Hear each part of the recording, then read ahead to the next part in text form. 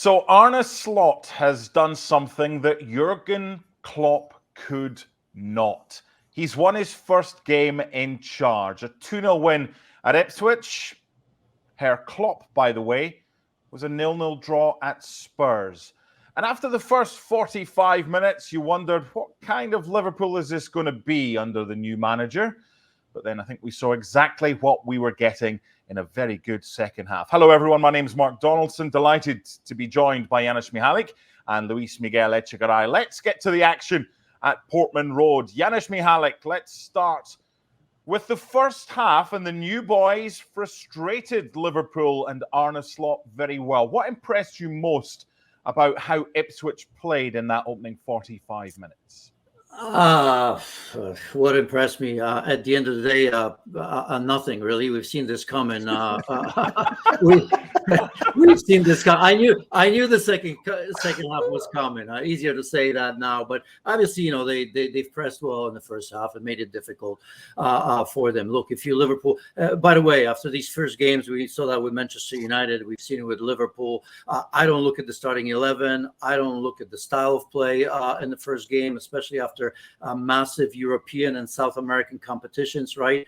All the players are at different stages of readiness, I suppose. So if you Arne Slot, yes, he shouldn't be happy with the first half because the energy. He quickly fixed that at halftime because we saw absolutely different team in the second half. Clean sheet. Liverpool didn't go behind, and as we know, they've had a tendency of doing that. No problems whatsoever. You got to keep up with the Joneses, and the margins are going to be small. You're talking about 3, possibly 4 teams vying for that top spot. So an easy win at the end of the day.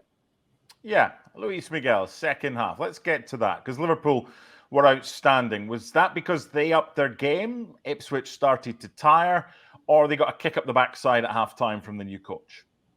All of the three, I think. All of the three. I think that Arne Slot saw the things that needed to be fixed at halftime, and Janusz is correct in saying the thing about match day one is you have to take it with a pinch of salt, because especially when you play against a newly promoted club coming back to the Premier League after 22 years, you know, they were buoyed, but by their home fans, Ed Sheeran giving it all. So, you know, I think that it took a little bit of time for Liverpool to get going. And by the way, 8 of their players came back just last weekend. So there's still a project in the making. And as you mentioned, in the second half, they got better. But I think that the main thing was that slowly, as the game developed, the likes of Mohamed Salah, Diogo Jota, Trent Alexander-Arnold, who I thought was wonderful once again, started to figure themselves out from a chemistry perspective. And also Ipswich Town, they were very high pressing at the beginning of that game. But as the game developed, they got tired, naturally so. You can't just do that for 90 minutes, even on match day one. And I think Liverpool picked that out. That opening goal was a wonderful, quick, sweet sequence. A great ball from Trent to Mohamed Salah, who saw Diogo Jota. And the next goal as well was a long ball. And again, intricate passing inside the final third. And I think that's how Liverpool managed to get that experience, that eliteness that they're all about, and managed to get the win. So, you know, it was the energy of Ipswich Town at the beginning, but Liverpool in the end got going. But again, I echo what Janusz said. Match day one, you got to be very careful because there's still a lot yet to come. But so far, from what I saw today, it's good to see that Arne Slot got his first win, and there's much more to come from them as well. Yeah, I was commentating, Janusz, on Liverpool pre-season, and it was their first game in Pittsburgh against Betis. And Arne Slot saying, look, this is my team with Jurgen Klopp's players. So what did we see from Arne Slot's team today that maybe differed a little bit from what Liverpool fans have been used to since 2015? Mark, this is actually a great question, because I was hoping that you're gonna lead me there. And it's not all, you know, you have a bunch of questions, I'm sure. But you know what? What I like from Arne Slot is that he maintained the status quo, right? I mean, this was a Jurgen Klopp's team. I mean, one difference, I suppose, I don't know if Gravenberch would have started for Jurgen Klopp. You could probably make a change there, right?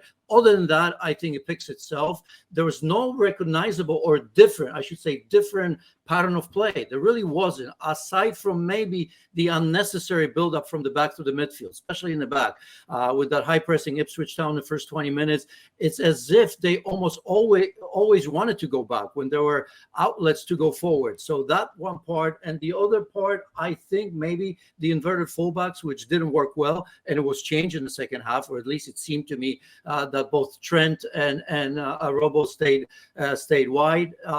Trent changed the game. Non-existent in the first half, not many touches, really didn't have all that combination play with Mo Salah. But if you remember that 59th and 60th minute, a couple of shots blocked, and Trent obviously delivery to Diogo Jota. I still don't know how he missed that header, and then a minute later he puts that away. So nothing's changed. I think that's a positive. I think it's way too early for us to be looking at Arne Slot and trying to figure out how different this Liverpool team is going to be.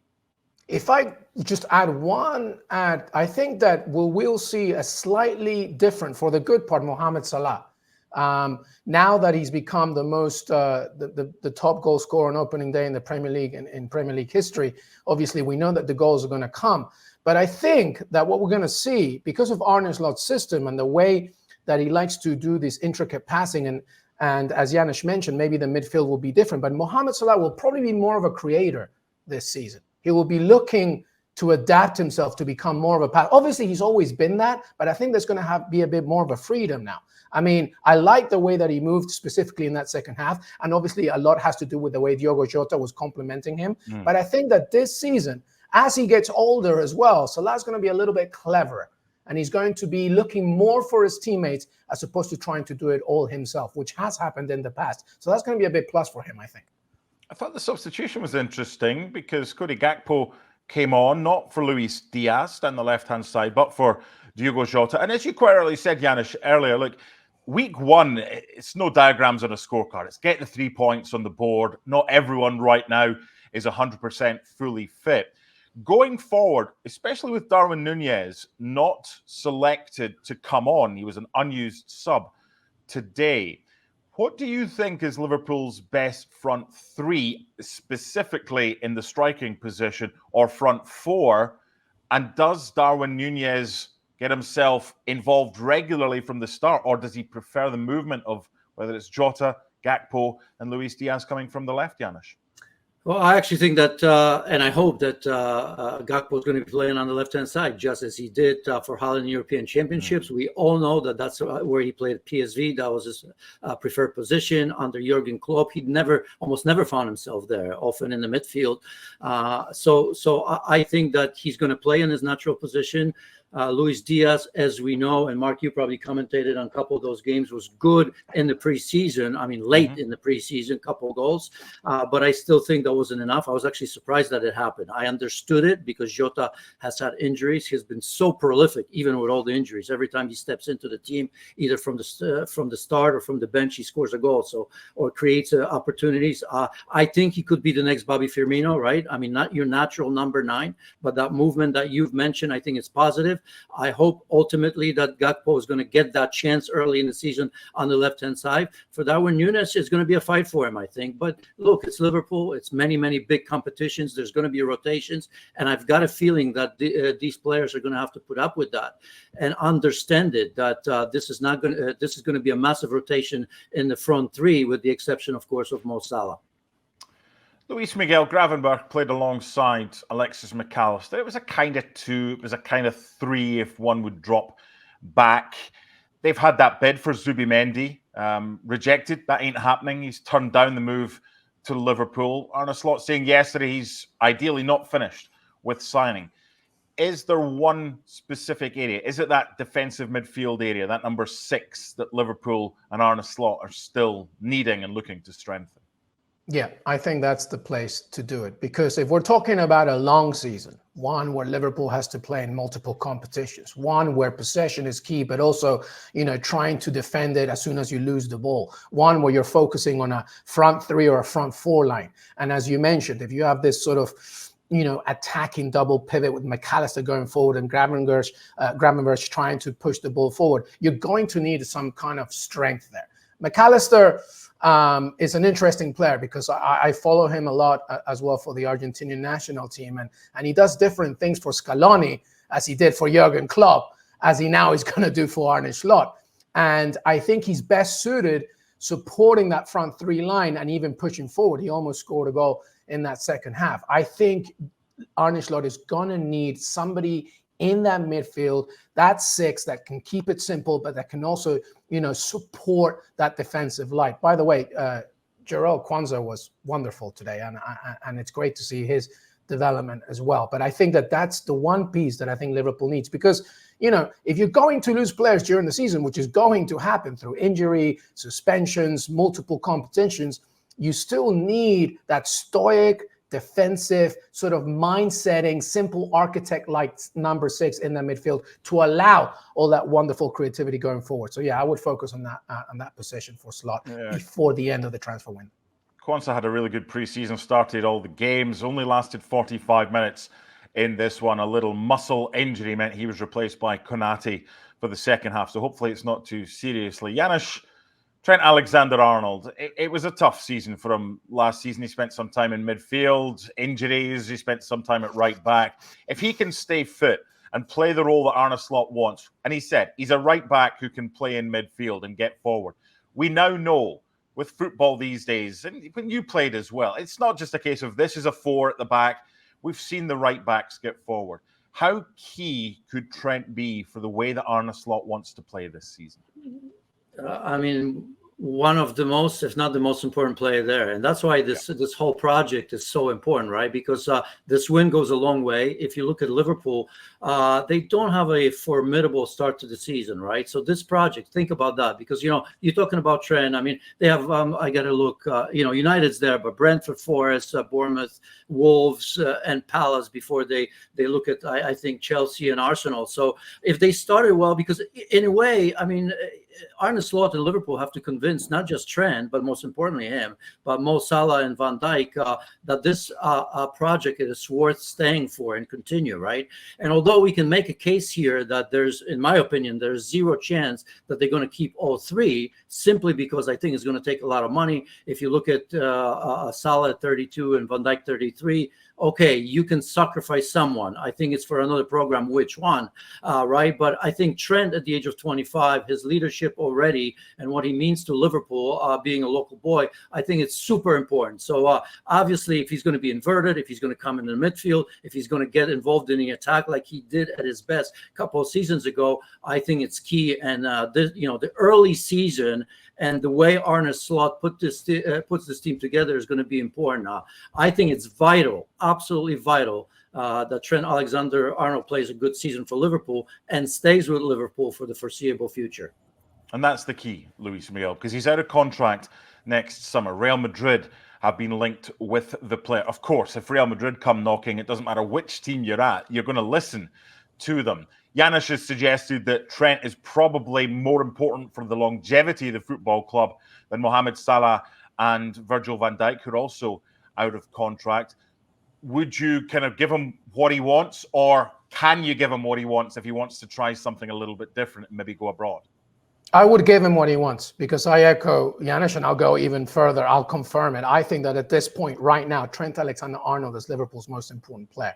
He is ridiculously important. And I think today we just saw a tiny little bit of an example of what we're going to see. We already knew, and as you mentioned, the last season, there was a little bit of a struggle on where he was going to be. But today, if somebody just grabs that heat map of what he did today against Ipswich, it was wonderful. On the right, passing that ball, that through ball, that fantastic through ball for Mohamed Salah, for Diogo Jota's opener. He also pushed himself on the left-hand side. He was supporting in the midfield when nobody was attacking, was taking chances. This is just a kind of multi-dimensional Swiss Army knife type of performance that Trent Alexander-Arnold is going to continue to give. And yes, this is very important, because there are going to be suitors, bigger suitors, with all due respect to Liverpool at this moment, like Real Madrid, for example, that might lure him out of Anfield. So it's very important for Arne Slot to make sure to say to TAA, listen, you are a massive key part of this project. We're going places, and it all sort of begins or either fully includes you, and we need you here. So as long as he stays healthy,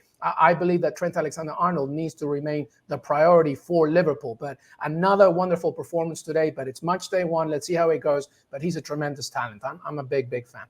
I'm going to finish on Ipswich shortly, but I just want to get a word from Janusz on Szoboszlai, because we've seen him at Salzburg, we've seen him at Leipzig in his preferred number 10 role. That looks like where he's going to play this season. He'll be in a battle with Harvey Elliott for that position.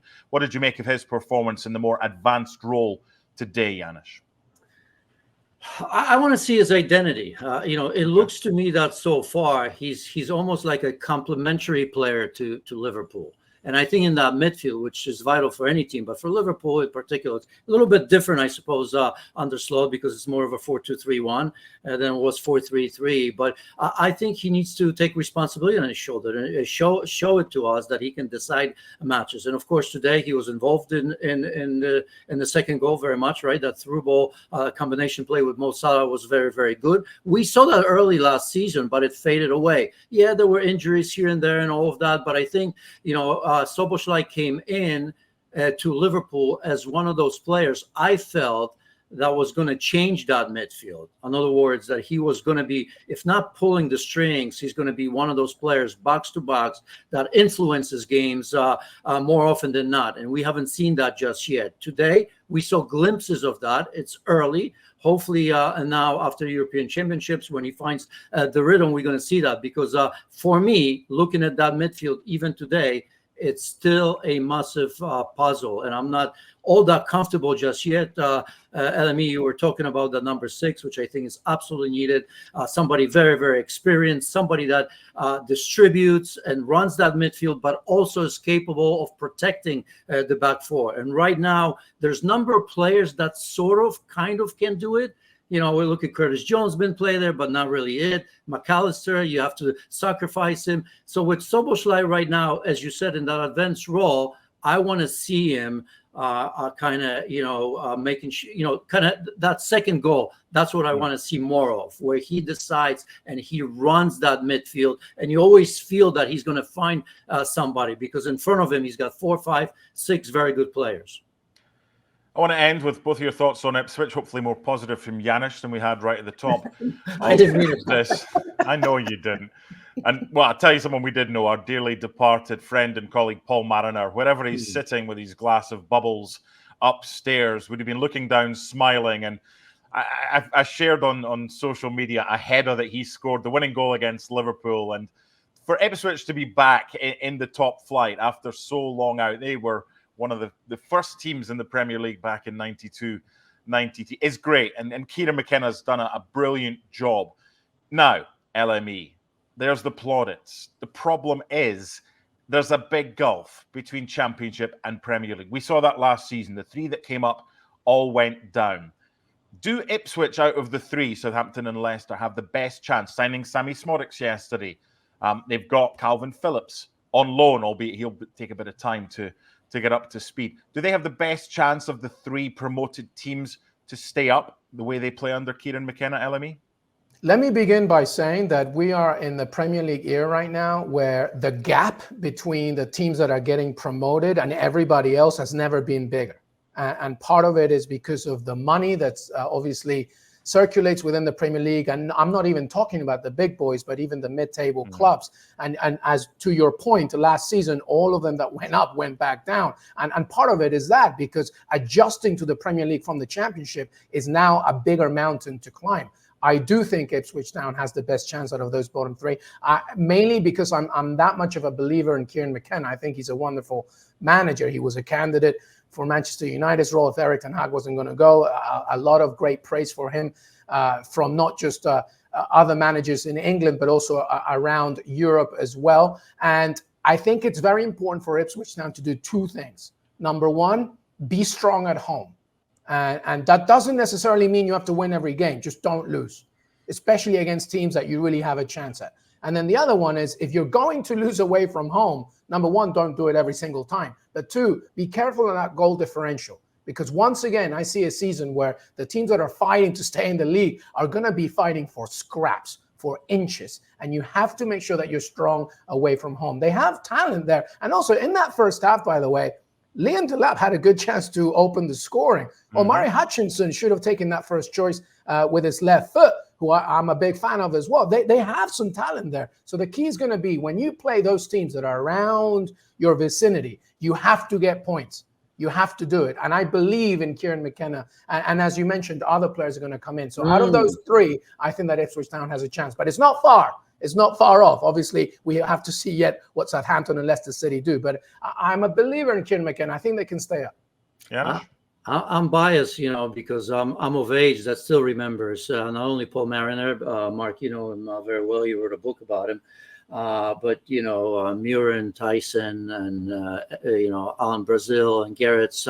When I was still living in Poland, they were playing in that UEFA Cup against Widzew and ZB Boniek at the time. I remember those matches, so it's hard for me to kind of switch off and look at that. But what you said, LME, is right. I'll wait and see what they do against teams that they're supposed to beat. How today they play with house money against Liverpool at home. Obviously, in the first half, that high press and all of that. I don't know if that's going to work all the time. I think they'll try, but let's wait and see. I still think that, for example, probably Leicester City on paper, if I look at their squad, it's a little bit better than what I see with Ipswich Town. I wish them all the best, but I've seen that before, right? Vincent Kompany and Burnley in the Championship played attacking football and great, right? And we know what happened. I don't know. They may be a little bit better than Luton Town, but I think it's going to be a long season for them because the depth. I mean, what did I hear today? 7 of the starting 11 today made the journey from League One. That's a big gap. It's a nice story to tell, but that is a massive gap. Great to have them back in the top flight, dining at the top table. But this was Liverpool's day. A succulent second half performance. Mohamed Salah with a goal and an assist. Every opening weekend at Liverpool, he has either scored or assisted, 14 in total. And with his goal and Diogo Jota, who scored the first competitive goal under Arne Slot, Liverpool win it by 2-0. I would leave you with a question, which I will, and I don't need an answer because it's a rhetorical question, and I will give you the answer. This is our and finally. In fact, I'm going to ask you both. The first goal. Listen, it's my show. I make the rules. You're backtracking now. I am. The first goal scored for Arne Slot competitively was Diogo Jota, who scored the first competitive goal for Liverpool under Jurgen Klopp. Who do we think? It's not Premier League? Salah. That's Salah. It's not Salah. It is. No? Let me think. It was a European tie against Rubin Kazan after a thought 0-0 draw at Spurs in 2015. German. Who did? German. Who was he? Christ, I don't know. Just tell us already because Arsenal's coming up. I know it is. The answer, boys and girls, is Emre Can. It's good night from them, and it's good night from me.